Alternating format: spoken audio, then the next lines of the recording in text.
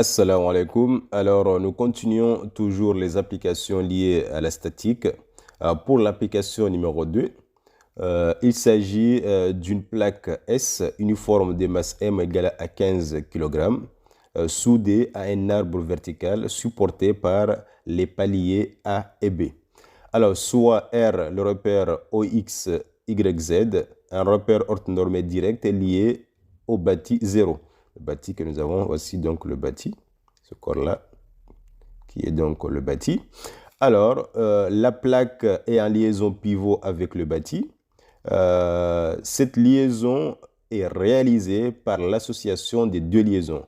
Une liaison sphérique en A et une liaison sphère-cylindre en B, d'axe BZ. D'axe là, BZ.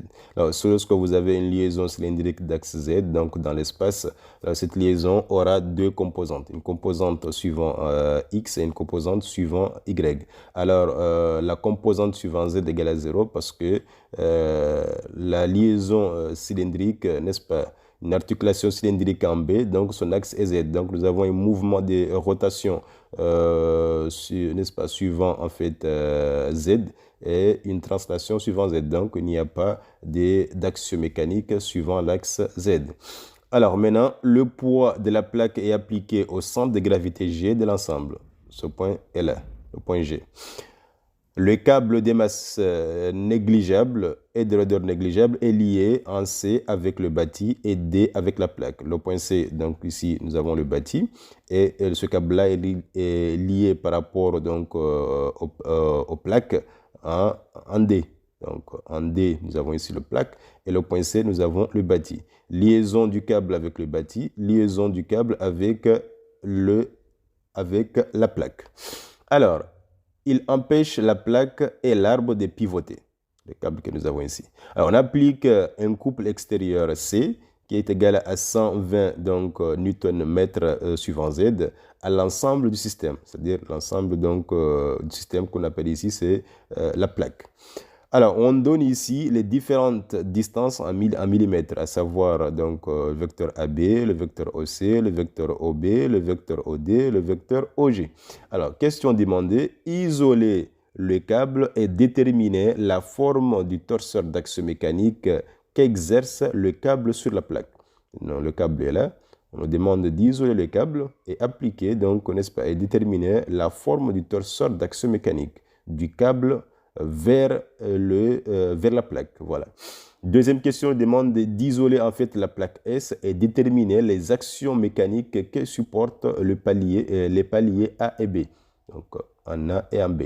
Alors, troisième question demande de calculer l'intensité de la tension du câble et les réactions RA, RB au point A et B.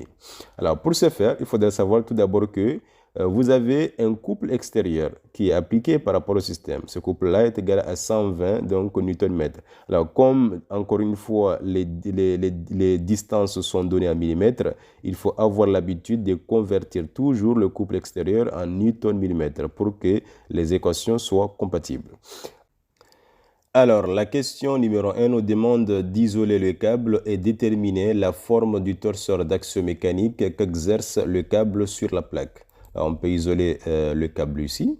Alors, il faut déjà remarquer dans un premier temps que la tension CD, le câble CD se trouve dans le plan XY.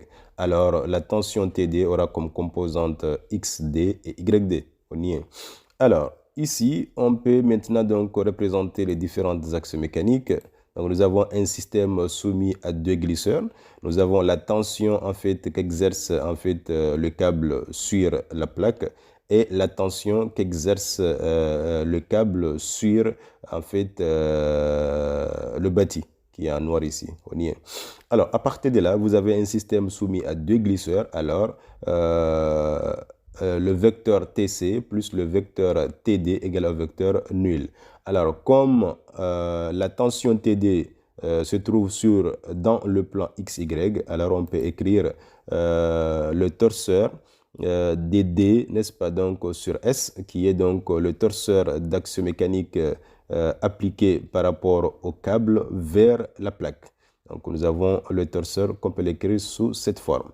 Alors, à partir de là, nous avons deux inconnus. Alors, il est évident que nous cherchons à éliminer l'une des inconnues. Alors, pour ce faire, on doit appliquer le théorème du moment résultant, c'est-à-dire le moment donc en C de la tension TC plus le moment donc en C de la tension TD égale au vecteur nul. Donc, on peut appliquer le théorème des moments résultants au point C.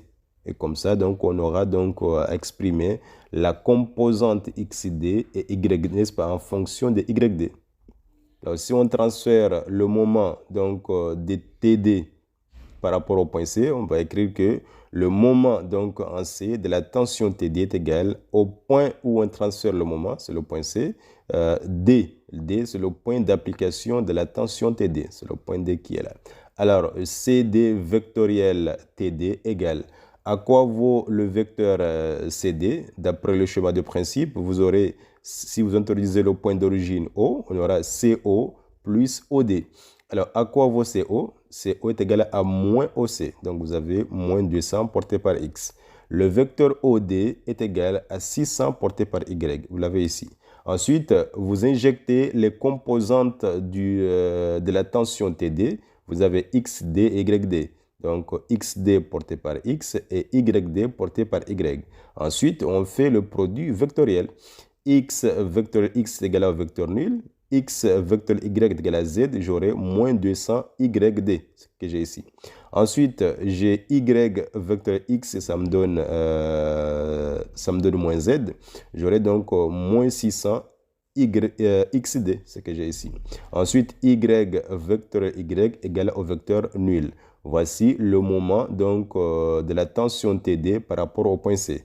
Alors, appliquons le théorème des moments résultant au point C. Alors, le théorème s'annonce comme suit. Le moment en C de la tension TD plus le moment en C de la tension TC est égal au vecteur nul. Alors, or, nous avons la tension TC est un glisseur. Alors, le moment en C de la tension TC, n'est-ce pas, est égal au vecteur nul parce que nous avons un glisseur. Donc, le moment d'un glisseur par rapport à son point d'application est égal au vecteur nul. Donc, on peut écrire que ça sera donc le moment en C de TD qui sera égal au vecteur nul. Donc, on peut écrire ceci. Donc, comme ce moment-là est égal à 0, on aura donc cette expression-là qui sera égale au vecteur nul. Alors, en multipliant membre à membre par Z, on peut maintenant donc, on aura donc Z scalaire Z égale à 1. Donc là, on aura donc égale à 0. Donc, on peut maintenant donc prendre la valeur algébrique que nous avons ici entre parenthèses égale à 0. Donc, on peut écrire moins 200 YB. Maintenant, moins 600 XD est égal à 0. Et à partir de là, vous pouvez tirer donc YD. On voit très bien que YD est égal à moins 3 XD. Alors, cette approche permet en fait d'éliminer une inconnue parmi donc ces deux-là. Donc, on voit très bien que là, maintenant, on avait au début un torseur d'axiomécanique ayant deux inconnus. Alors, on est arrivé à écrire en fait ce torseur-là avec une inconnue. Donc, YD est égal à moins 3XD. Là où j'ai YD, je remplace par moins 3XD. Et de là, je peux aboutir au torseur du câble vers la plaque S. On y est. Donc, vous avez ces composantes XD, moins 3XD, 0, 0, 0, 0, appliquées par rapport au point D. Alors, passons à la seconde question. On nous demande d'isoler la plaque S et déterminer les actions mécaniques que supportent les paliers A et B. Alors, pour ce faire, dans un premier temps, si nous isolons en fait la plaque, c'est à partir du point A, B, O et D. On y est. Tout ça, c'est la plaque. Alors, quelles sont d'abord les actions mécaniques appliquées par rapport à la plaque? Nous avons l'action mécanique en A. Nous avons l'axe mécanique en B, nous avons l'axe mécanique en D et nous avons l'axe mécanique en G, qui est l'action de la pesanteur. Alors, le point A, nous avons une liaison, en fait, une articulation sphérique dans l'espace. Donc, on aura les composantes, ça seront donc XA, YA, ZA. Nous avons une liaison, en fait, une articulation cylindrique d'axe Z. Alors, ces composantes dans l'espace sera X A et Y, XB et YB. Alors, nous avons l'action de l'apesanteur verticale dirigée vers le bas. Donc, cette action-là va s'opposer par rapport à Z. Donc, le vecteur P sera égal à moins mg porté par le vecteur Z. Alors, la composante de la tension du câble par rapport à la plaque, on l'avait déjà déterminé en amont. Donc, on peut faire globalement. On peut maintenant tirer l'ensemble des actions mécaniques appliquées par rapport à la plaque. Donc, on peut écrire comme suit. En faisant le bilan des actions mécaniques extérieures appliquées par rapport au système, on va commencer tout d'abord par la liaison sphérique des centres A. On est d'accord? Donc, c'est comme si vous avez une liaison d'articulation sphérique. Dans l'espace, vous avez trois composantes. XA, YA et ZA appliquées par rapport au point A. Ensuite, nous avons une liaison d'articulation cylindrique d'axe Z. Je dis, vous avez XB et YB appliquées par rapport au point B, au nier. Ensuite, on peut maintenant donc modéliser l'apesanteur. L'action de l'apesanteur par rapport au point G, cette action-là donc dirigée vers le bas, donc s'oppose par rapport à Z. Donc, on aura 0, 0 moins P appliqué par rapport au G, par rapport au point G, qui est le centre ici. Alors maintenant, donc, vous avez 0, 0, 0, donc, parce que ce sont des glisseurs, donc il n'y a pas de moment. Alors maintenant, dernière action mécanique, c'est l'action du câble sur la plaque. Donc on avait déjà ces composantes. L'action du câble sur la plaque S, on avait trouvé XD moins 3XD 0, 0, 0, 0 appliqué par rapport au point D. Alors, lorsqu'on analyse le problème, nous avons un problème statique dans l'espace. Alors, on a droit à 6 équations. Alors, lorsqu'on regarde côté inconnu, nous avons 1, 2, 3, 4, 5, 6. Donc, nous avons 6, on aura 6 équations et là, nous avons encore 6 inconnus. Alors, regardez, si nous n'avons pas pu exprimer le torseur du câble vers la plaque en fonction de XD, on aurait dû avoir des problèmes parce que le problème ne sera pas du tout résolvable. On aurait à avoir un problème hyperstatique avec un degré 1. Donc, à ce moment-là, regardez, donc vous aurez 7 inconnus avec 6 équations. Donc, si on prend le nombre d'inconnus moins le nombre d'équations, on aura 1.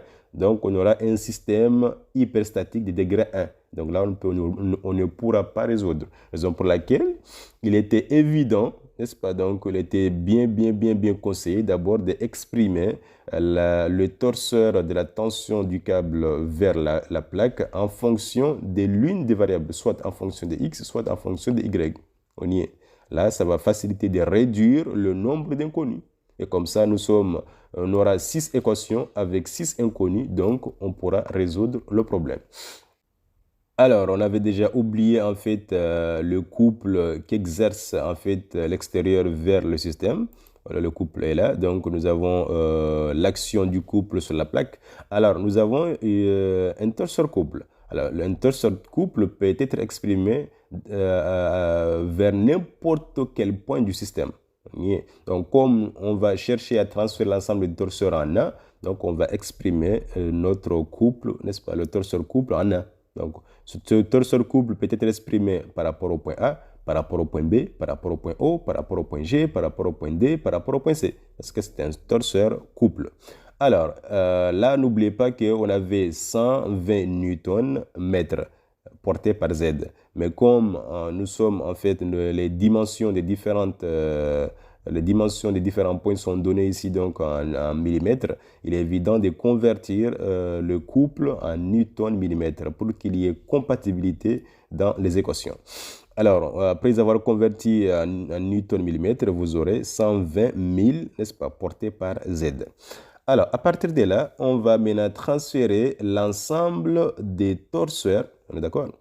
L'ensemble des torseurs appliqués par rapport au système vers le point A. Donc, le torseur en B vers A, le torseur appliqué par rapport au point G vers le point A, le torseur appliqué par rapport au point D vers le point A. Alors, commençons.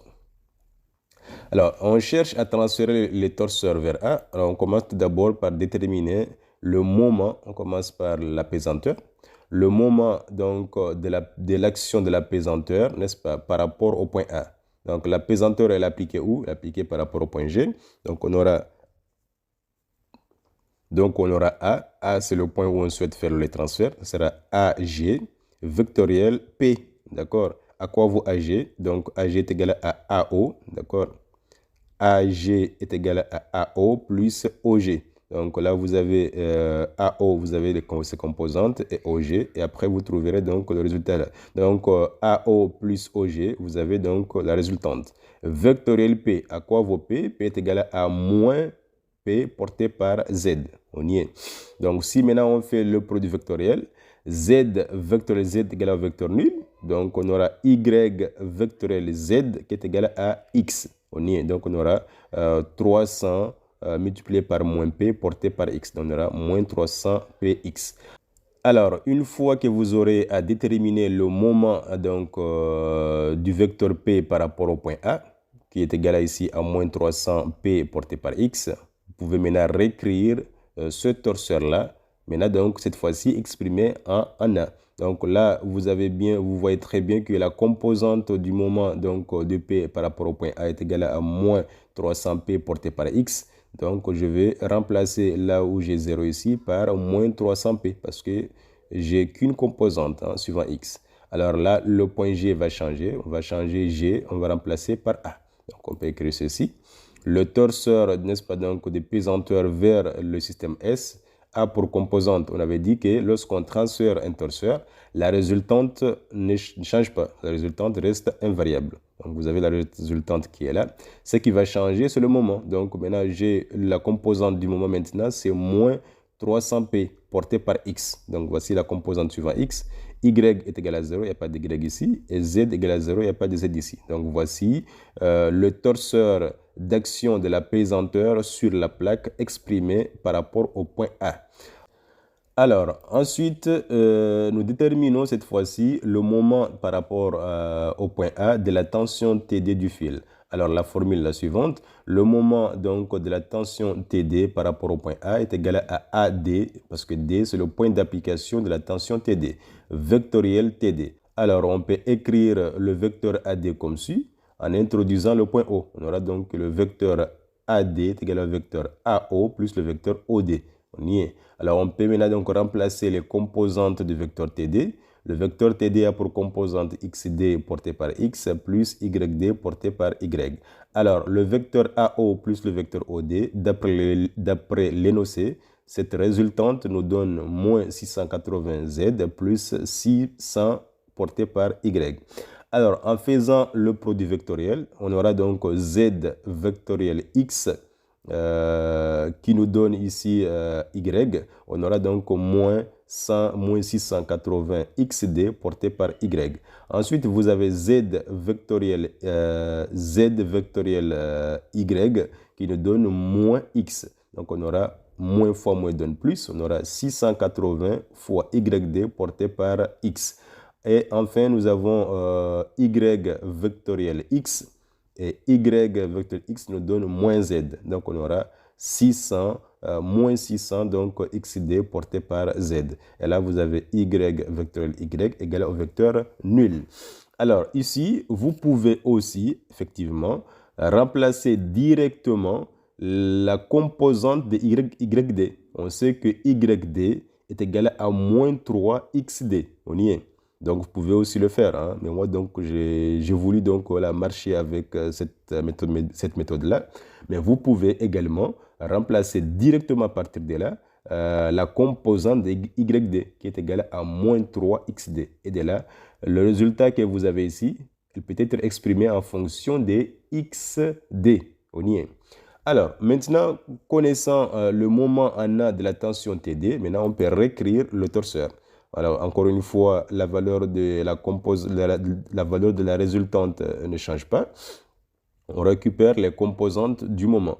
Donc, la partie X, j'ai 680 YD, ce que j'ai ici. La partie Y, j'ai moins 680 XD, ce que j'ai ici. Et la composante, en fait, Z, j'ai moins 600 XD. Voilà ce que j'ai marqué ici. Maintenant, appliqué par rapport au point A. Là, on a transféré le moment. À partir de là, on peut écrire que le point où on souhaite faire le transfert, c'est le point A. Donc, on aura AB, parce que le point B représente le point d'application de la réaction RB. Alors, AB vectoriel RB. Alors, à quoi vaut AB? AB égale à moins 200 porté par Z. Vectoriel, j'injecte les composantes de la réaction RB. Donc, RB a pour composante XB porté par X plus YB porté par Y. Alors, en faisant le produit vectoriel, on aura Z vectoriel X qui nous donne ici Y. On aura moins 200 XB porté par Y. Et là, vous avez Z vectoriel Y qui nous donne ici moins X. On aura donc moins fois moins plus. On aura 200 YB porté par X. Connaissant le vecteur moment, maintenant donc on peut réécrire le torseur. Alors la résultante, encore une fois, les composantes de la résultante ne changent pas. Alors là maintenant vous avez le vecteur moment. Donc le vecteur moment donc par un A de la réaction RB a pour composante 200 YB par rapport à X. Donc je prends 200 YB, voilà la partie X. La partie Y, nous avons moins 200 XB. Voilà. Donc Z, il n'y a rien ici, donc c'est 0.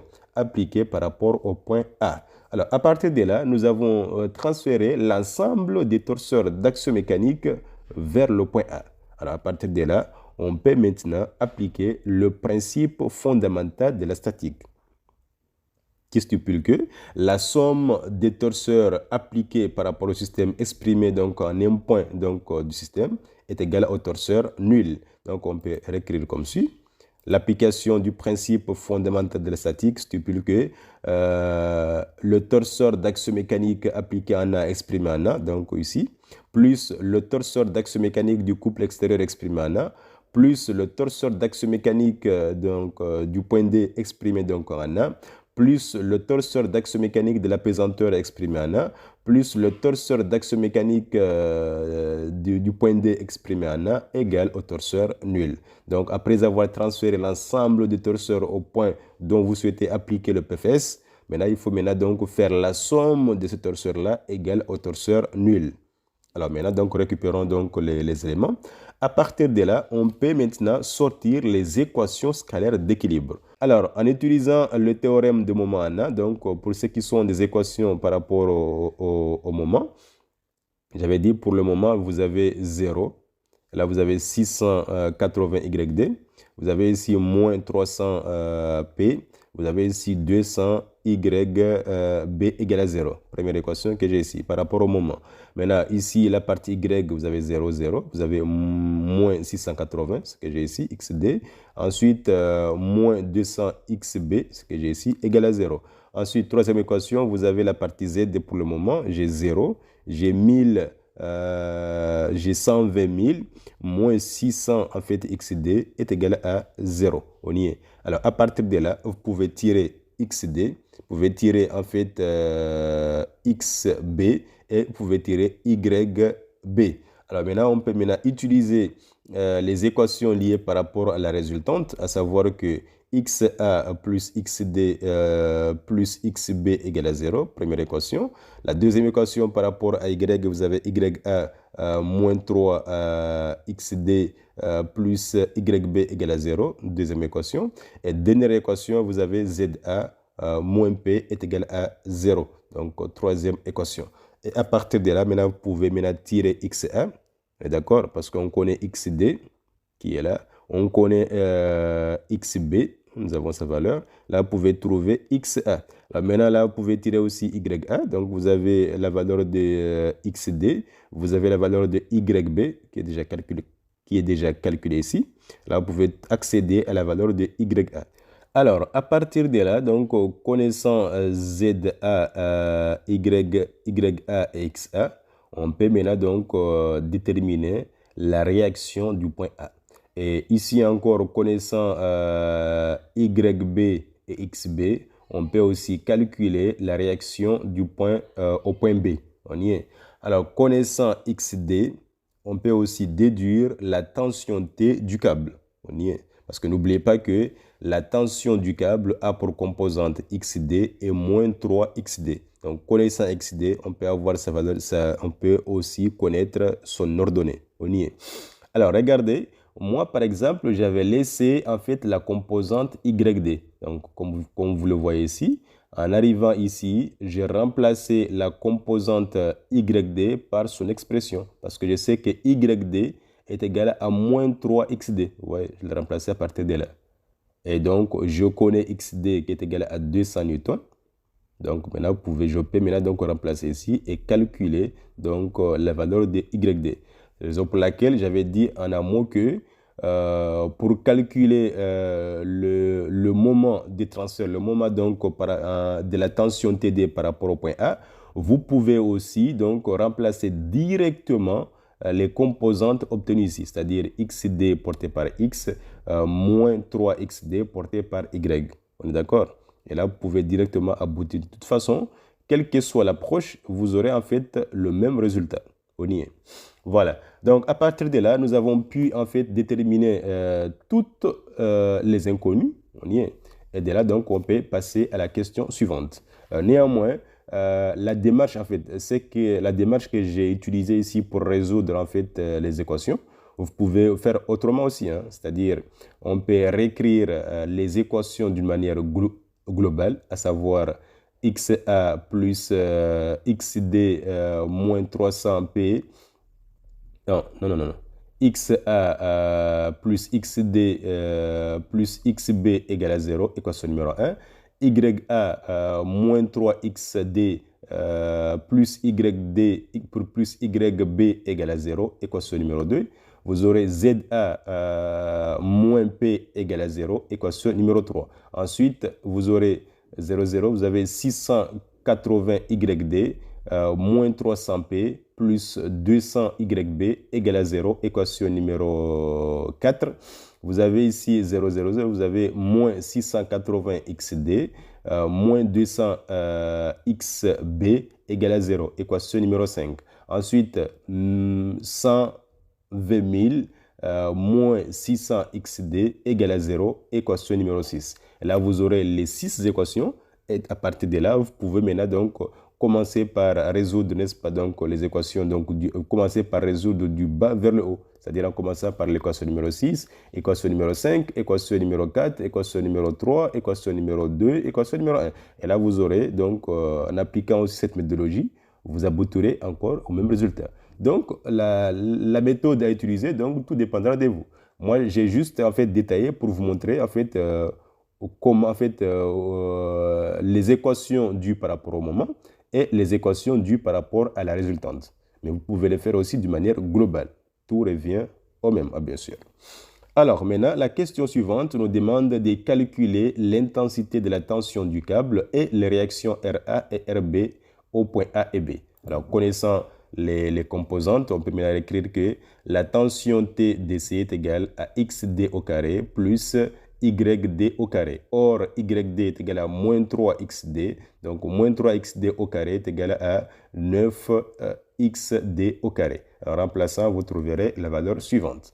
Alors, pour ce qui est de la réaction en A et en B, on peut dire que la norme de la réaction donc RA est égale à XA au carré plus YA au carré plus ZA au carré. Donc, vous avez XA, vous avez YA, vous avez ZA. Et là, vous pouvez aboutir à la valeur suivante. Ensuite, pour la réaction donc, au point B, la formule est la suivante. Le point B, donc la réaction en B a deux composantes, X et Y. Donc, on applique la formule. La norme de la réaction RB est égale à racine carrée de XB au carré plus YB au carré. Et de là, vous pouvez aboutir à la réponse suivante. Alors, c'est là où s'achève la résolution de l'application numéro 2 liée par rapport au problème statique. Là, on se retrouvera prochainement pour une nouvelle application. Sur ça, je vous remercie.